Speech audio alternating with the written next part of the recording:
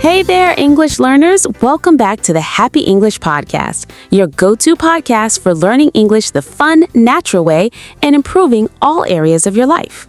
I'm Leela. And I'm Tom. We're so excited to have you with us today. Whether you're new here or you've been listening for a while, we've got a great episode lined up for you. Absolutely. Let me ask you something. What do you think is the one thing that can make or break your success, whether it's learning English, staying fit, or reaching any goal? That's an interesting question. Let me guess. If there's one thing that truly determines success, it has to be self-discipline. It's what keeps us moving forward, even when motivation fades. You're absolutely right. And now that you mention it, I've been struggling with self-discipline lately. I've been falling behind on some personal goals and, to be honest, feeling a bit undisciplined. I can totally relate. We all have those moments where we set big goals and then struggle to stick with them. What's been going on for you? Well, for example, I've been wanting to exercise more, but the days when I need to work out always seem to clash with my Netflix binge sessions. I just can't seem to keep the momentum going, and I keep thinking, I'll start tomorrow. The classic I'll start tomorrow syndrome. We've all been there. But hey, this is exactly why we're talking about self-discipline today, because without it, we end up procrastinating and losing sight of our goals. Exactly. So in today's episode, we're going to break down how to build self-discipline, why it's crucial for success, and how we can stay motivated even when things get tough. Yes, and the best part, we've got some practical tips to share that'll help you stay disciplined in both your English learning and other areas of your life.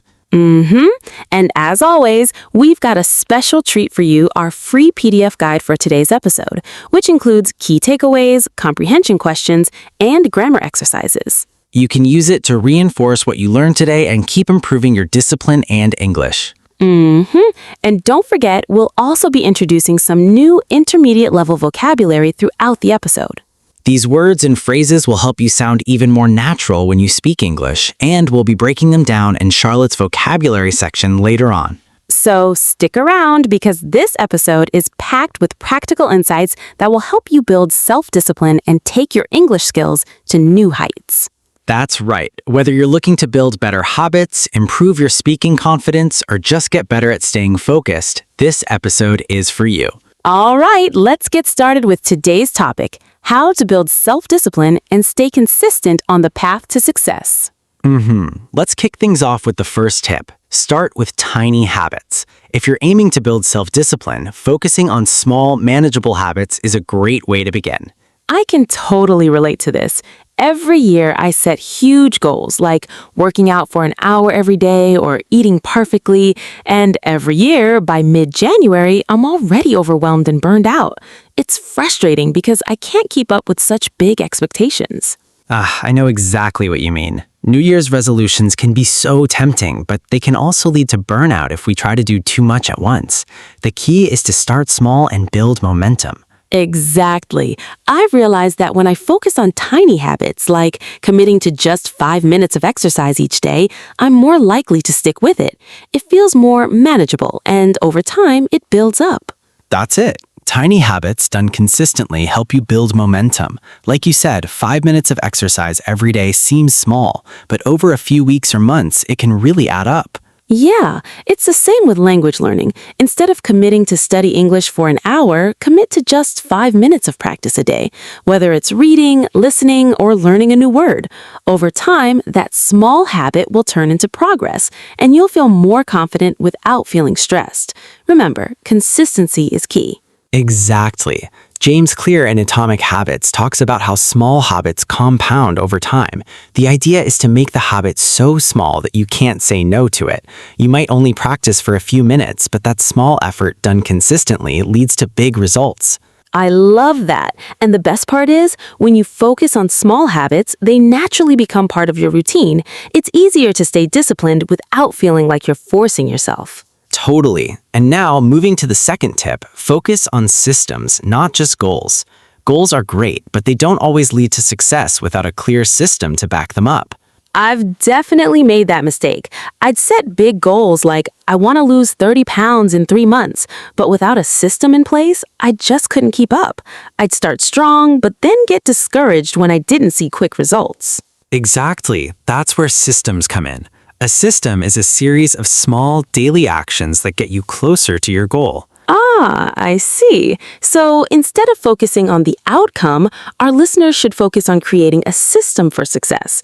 For example, they can practice English for just 10 minutes every morning or listen to English podcasts during their commute. By making these small, consistent habits a part of their daily routine, they'll start seeing big results over time. Yes, and once your system is in place, it becomes automatic. You don't have to rely on motivation, you just follow the routine, no matter how small it seems. I like that. When I focus on building a routine, I'm not stressing about the end goal, just about following through with the system I've set up.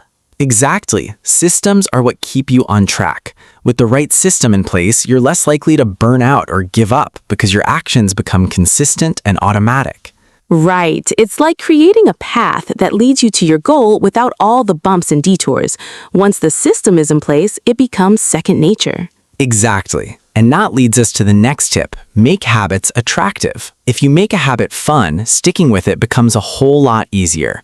I totally agree. When I started exercising, I used to dread it, but then I started making it enjoyable. I'd listen to my favorite music or watch a funny TV show while stretching. Suddenly, working out wasn't such a chore. Exactly. The same approach works for English practice. If you find ways to make it enjoyable, like watching an exciting English show or treating yourself after a study session, it makes the process so much more fun. That's a great idea. If our listeners reward themselves after practicing English, like with a small treat or a fun activity, it'll keep them motivated. It's like bribing yourself to learn, but in a good way.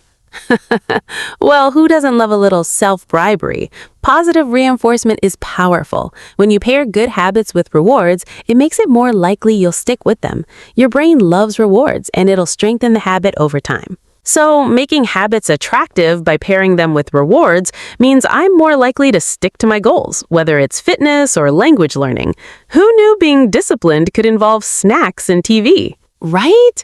Discipline doesn't have to be a boring task, and that leads us to the next tip, designing your environment for success. The truth is, your surroundings can either help or hurt your discipline. Oh, I can definitely vouch for that. When my desk is cluttered or I've got snacks all around me, I get distracted really quickly. Like a setup for disaster. If your environment doesn't support your goals, it's way too easy to give in to distractions. Exactly. That's why I've started keeping my workout clothes right by my bed and my gym bag near the door. That way, I'm reminded to exercise first thing in the morning. I also move the snacks away from my desk to avoid temptation and stay focused. Smart move. The key is to make it easier to follow through and harder to procrastinate. Exactly. Same thing goes for English learning too. For all of you learning English, make your environment work for you. Keep your study materials visible and accessible. Whether it's books, apps, or flashcards, make sure they're within reach. Out of sight, out of mind, right? Right. And don't forget, the people around you matter too. Surround yourself with people who support your goals. If your friends are cheering you on, it's a lot easier to stay disciplined. Well, unless your friends are distracting you with cake, but that's a different story. True. And speaking of distractions, that's where managing your willpower and energy comes in. Willpower is like a muscle. It gets weaker the more you use it. Oh, I totally feel that. By the end of the day, I've used up all my willpower, and I'm just trying to resist the urge to binge watch Netflix. I hear you. That's why it's important to manage your energy wisely. Do your most important tasks like studying English or exercising when you're feeling your best, usually earlier in the day. Right, so for me, if I exercise in the morning, I'm more likely to stick with it. But by the evening, I don't have the energy to force myself to work out. Exactly. And for English learners, find your peak energy time and use it for focused practice. Whether it's reviewing vocabulary, speaking, or listening, do it when you're feeling sharp to make the most of your energy. Totally. And another tip is automating decisions. The fewer decisions you have to make, the more energy you'll have for the things that really matter, like learning or working out. Exactly. Automating your decisions helps you conserve mental energy for the big stuff. Now, once you've set up your systems, having someone to hold you accountable can take it to the next level. Social support is key to boosting your self-discipline.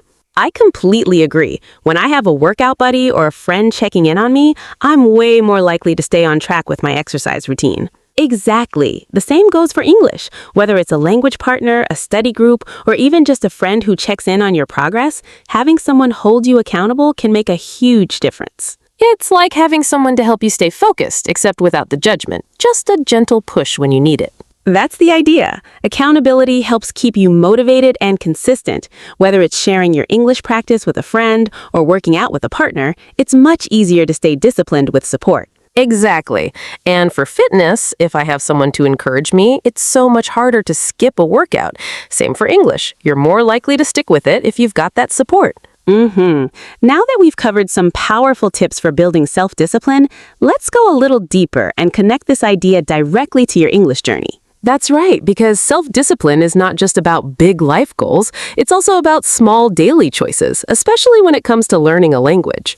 For example, imagine this. You wake up in the morning and you have two choices. You can scroll on your phone for 15 minutes, or you can listen to a short English podcast. Same time, same phone, just a different decision. Exactly. And that small decision, repeated every day, can completely change your English level over time. That's the power of discipline. It's not about doing something amazing once, it's about doing something small again and again. And sometimes discipline feels hard at the beginning. Your brain says, this is uncomfortable. Let's go back to easy habits.